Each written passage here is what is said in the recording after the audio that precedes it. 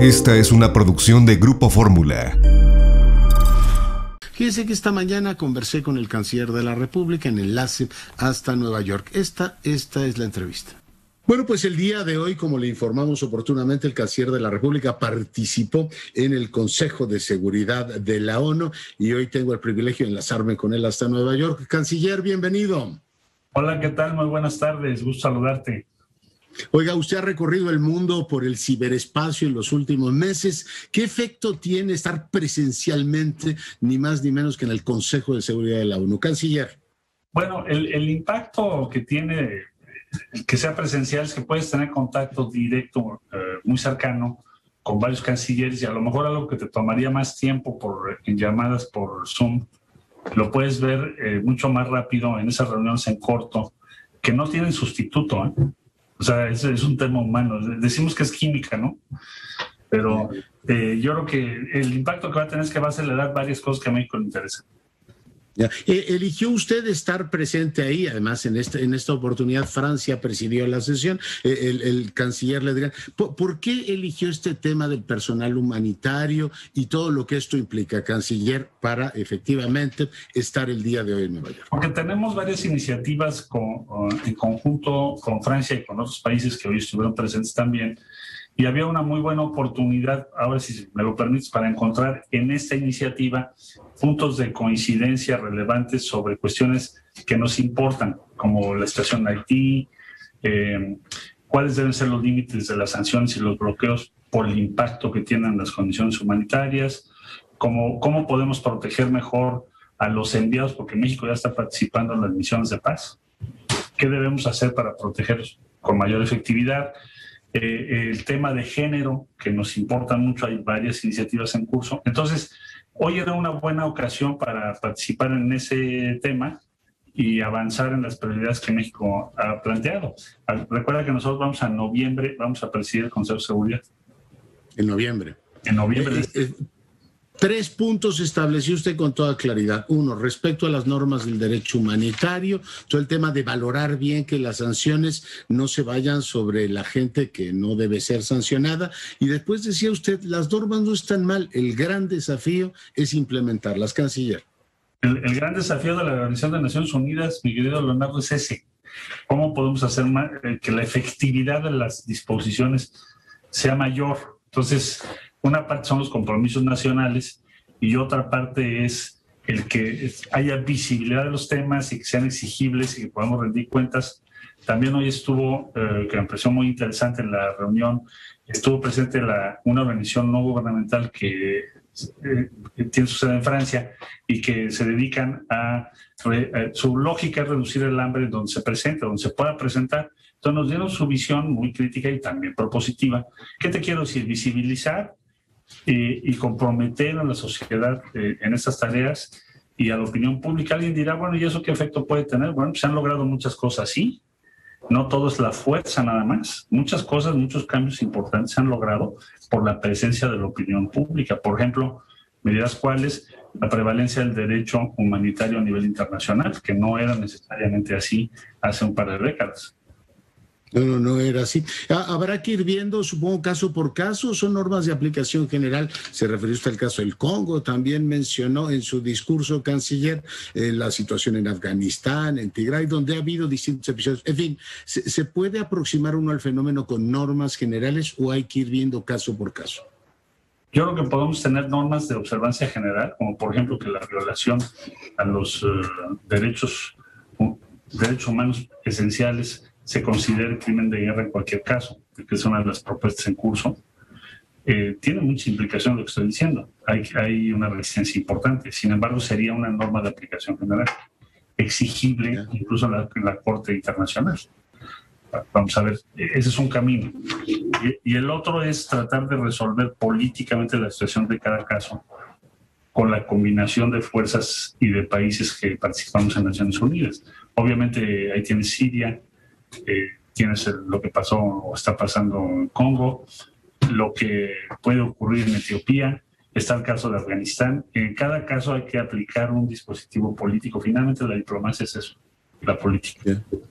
En América Latina tenemos varios casos. Recientemente está el tema de Haití, al que también se refirió. Acaban de asesinar al presidente. El Consejo condenó precisamente ese episodio. ¿Qué papel puede jugar México desde la óptica bilateral o multilateral para tratar de auxiliar, estabilizar a Haití? Canciller. Pues tratar de hacer estamos promoviendo junto con el canciller de Francia y también con Estados Unidos. Eso lo conversé con el secretario Blinken hace poco y ahora con la embajadora aquí, que además es parte, como tú sabes, la embajadora de Estados Unidos es parte del gabinete del presidente. Conversamos Thomas Greenfield, ¿no? Uh-huh. Sí, tenemos que promover una misión que empiece a trabajar in situ el proceso de vacunación en Haití y que podamos evitar una crisis mayor por el crecimiento exponencial de la pandemia sin vacunas, porque tienes una crisis política, pero también está la crisis humanitaria, que es esta que estoy diciendo. Entonces, lo que está en México quiere participar, planteó su deseo de hacerlo así, su disposición, y Estados Unidos ya nos dijo que lo ve con mucho interés, también Francia y otros países de la Unión Europea. Entonces, probablemente podamos hacer algo en el corto plazo, ojalá así sea, para evitar una crisis humanitaria en ese país.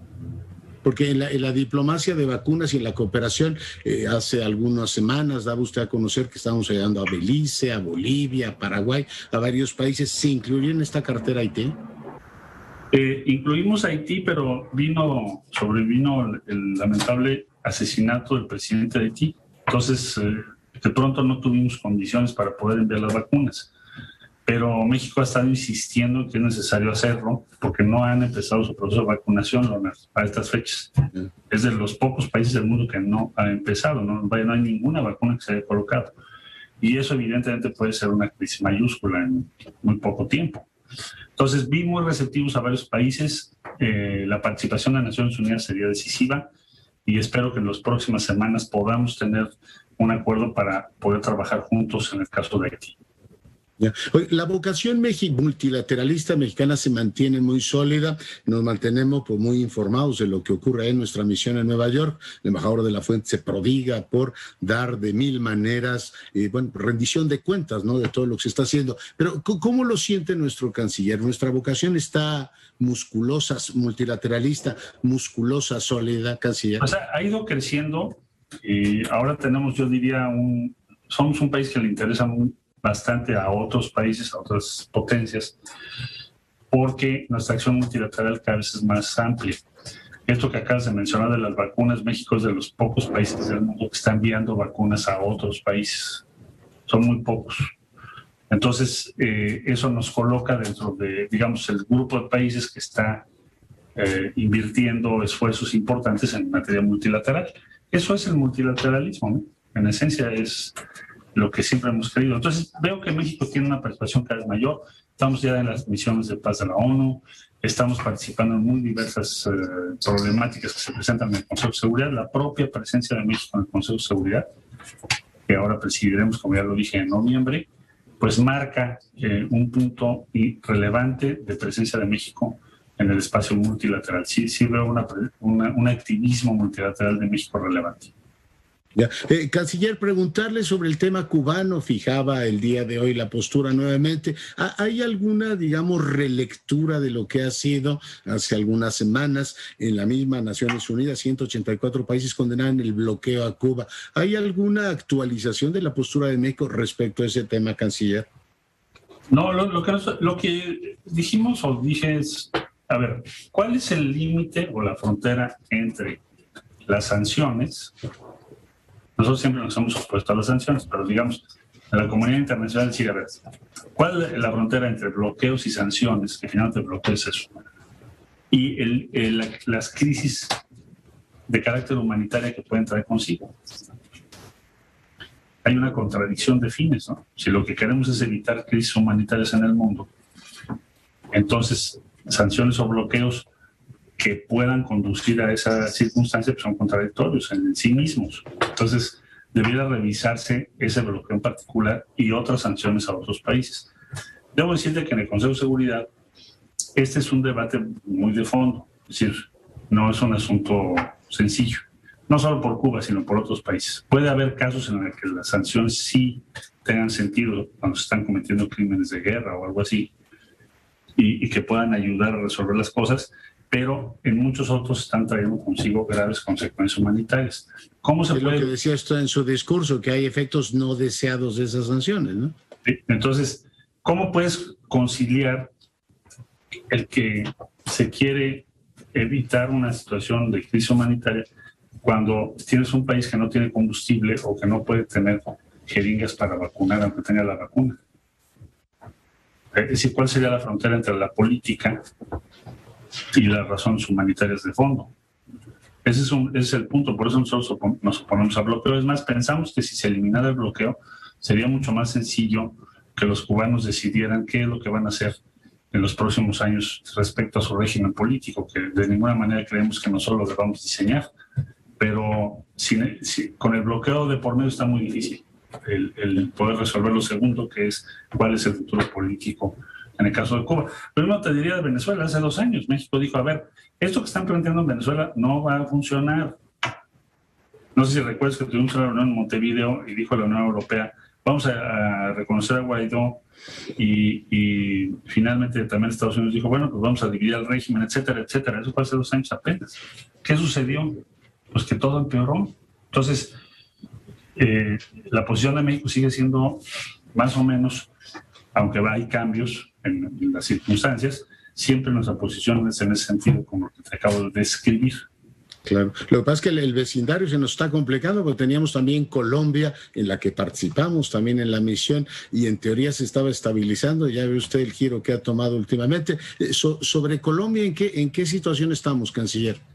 Bueno, seguimos nosotros apoyando en todo lo necesario el proceso de paz. El embajador de la Fuente ha estado también participando en ello. Ayer hablé con la canciller, vicepresidenta de Colombia. Desde luego que nosotros estamos comprometidos, seguiremos estándolo, para participar en la solución pacífica de los conflictos, y en este caso así es, también lo hemos venido haciendo en aquello en lo que Colombia ha considerado que nosotros podemos participar. Desde luego que en la región hay un problema muy difícil por los impactos de la pandemia. Hay una circunstancia compleja en nuestra región por el tremendo impacto que ha tenido la pandemia en todos los países. Oiga, México ha tratado, por supuesto, en los distintos foros de tener una posición constructiva, pero ahora en el Consejo de Seguridad en el que estamos sentados se va a sentar también Brasil. No ha sido fácil la relación, canciller, con Brasil. Veo que en CELAC, que presidimos nosotros, no ha estado presente Brasil. ¿Se abre alguna posibilidad de que, estando los 2 países más grandes de Latinoamérica en el Consejo, se dé otro tipo de diálogo, canciller? Mira, nosotros siempre hemos buscado tener el mejor diálogo posible con Brasil. Es verdad lo que dices, que Brasil no ha estado participando últimamente, pues por una decisión en su política exterior en los foros latinoamericanos y caribeños, pero sí aquí en las Naciones Unidas, y veo que hay un muy buen diálogo de nuestro embajador de la Fuente con el representante permanente de Brasil. Entonces, no pierdo las esperanzas de que en algún momento podamos lograr que vayamos en la misma dirección, cuando menos en algunos temas. Porque fue interesante, se lo comenté en su momento al embajador de la Fuente, que Brasil incluso haya apoyado la candidatura de México en su momento. Es un buen sí. O sea, probable que en la agenda de paz y seguridad encontremos espacios de convergencia con los brasileños. Sí, bueno, siempre ha habido un acuerdo implícito de que las candidaturas de América Latina las dialogamos con Brasil, y que yo recuerde, a lo mejor hay algún caso, pero no nos hemos contrapuesto en cuanto al acceso al Consejo de Seguridad. Y espero que esto siga siendo así. Hay reglas que tenemos que respetar que nos comprometen a todos. ¿Cómo es? Lo hicimos, se acuerda, una vez con República Dominicana, pero eso fue a principios de este siglo. No, pero preguntarle en el plano más amplio y de los foros, entiendo que la relación, por ejemplo, con España no cruza su mejor momento. El jefe del Estado se refería al tema hace unos días, pero, por ejemplo, la Secretaría General Iberoamericana es algo que México, recientemente salió Rebeca Greenspan, que tiene una gran relación con usted, canciller. ¿México va a retomar ese tema, va a retomar ese espacio? ¿Estamos interesados en eso? Bueno, acaba de haber va a haber un cambio en la CEGIP. Hubo un cambio en la Cancillería española y en otros países como Perú, etcétera, va a haber cambios. Entonces, podremos saber en las próximas semanas pues, cuál es el punto de vista de los diferentes países para definir México a quién va a apoyar. Hoy por hoy es un poco difícil determinarlo por la circunstancia que te acabo de comentar, pero desde luego que todos los espacios nos interesan y en la CEGIP siempre hemos estado y hemos participado. Que es un hijo de la diplomacia mexicana, ¿no? Todo ese espacio iberoamericano. Sí, porque planteado por México. Sí, efectivamente. Preguntarle rápidamente dos temas, no sobre política nacional, aunque su nombre está en todas partes, en las columnas, por el asunto de la precandidatura. Sobre temas bilaterales, ¿está claro que la frontera se puede abrir el día 21, la terrestre entre México y Estados Unidos, el día 21 de julio, canciller? No lo tenemos todavía, no nos han comunicado eso. México ha acelerado mucho la vacunación en las ciudades fronterizas. De hecho, Baja California, por ejemplo, estamos a 79%. Hay más vacunados del lado mexicano que del lado norteamericano hoy en esa zona, por ponerte un ejemplo. Entonces, estamos esperando la reunión. Ya le mandamos toda la documentación correspondiente al secretario Mayorkas en Estados Unidos y estamos esperando su respuesta pues, en los próximos días, pero no sé si nos va a dar tiempo de resolverlo antes del día 21 de julio. No hay efectivamente eso. Oiga, y hace unos días también el presidente de la República decía que estaban revisando la alineación de cónsules, ¿no? En México, en Estados Unidos. ¿Hay alguna novedad de eso, canciller? Bueno, le estamos planteando al presidente, y lo haremos público en su momento, una redistribución de las jurisdicciones de los consulados, porque fueron diseñadas hace muchos años. Entonces tienes consulados que tienen ya millones de personas a su cargo. Y tienen otros consulados que tienen ya mucho menos o muy pocas personas. Entonces vamos a hacer otra geografía, por decirlo así, para quienes nos ven o nos escuchan, de nuestra representación en Estados Unidos. Y también a lo largo del siglo se ha movido la población mexicana, si bien no se han abandonado las grandes ciudades como Los Ángeles o Chicago, tienes población mexicana muy relevante ya en otros puntos en donde hay que revisar la jurisdicción que les dimos en el pasado. Entonces eso sí va a ocurrir. Una vez que el presidente nos dé autorización, pues lo presentaremos o lo compartiremos con el Senado de la República para que nos lo autoricen y lo podamos poner en práctica en el 2022. Y en efecto sí está en curso eso. Eso es. Permítame regresar para concluir, canciller, agradeciéndole muchísimo el tiempo y este enlace a Nueva York al ámbito multilateral. México está en el Consejo, estamos en ECOSOC, creo que es la primera vez que estamos en los dos y al mismo tiempo se sigue atendiendo. Es impresionante la maquinaria que se mueve allá en Nueva York, todo el tema de la Asamblea General de Naciones Unidas. ¿Cómo está evaluando usted el desempeño general de México, la forma en que nos estamos moviendo en ese plano? Canciller. Bueno, yo he visto, me reuní hace un momento con las y los integrantes de la misión de México en Nueva York y yo les he felicitado porque realmente la participación de México en la ONU en este momento tiene uno de los mayores puntos de referencia en toda nuestra historia por el Consejo de Seguridad, por el Consejo ECOSOC y por la Asamblea General de la ONU que ya estamos preparando porque va a ser ya ahora en septiembre. Entonces te podrás imaginar la cantidad de trabajo que hay y ya han hecho una participación muy, muy digna de nuestro país aquí en Nueva York. Y lo acabo de constatar ahorita en el Consejo de Seguridad, porque los embajadores de los diferentes países le tienen mucho respeto a México, a nuestro embajador aquí, a Juan Ramón de la Fuente y a su equipo, toda la misión mexicana, que la verdad tiene mucho prestigio y a mí me parece algo de lo que podemos estar orgullosos. Ciertamente. ¿Existe la posibilidad que el presidente acuda en esta ocasión a la Asamblea General? Pues lo voy a tratar de convencer, te aviso si logro eso. Sería un gran logro también.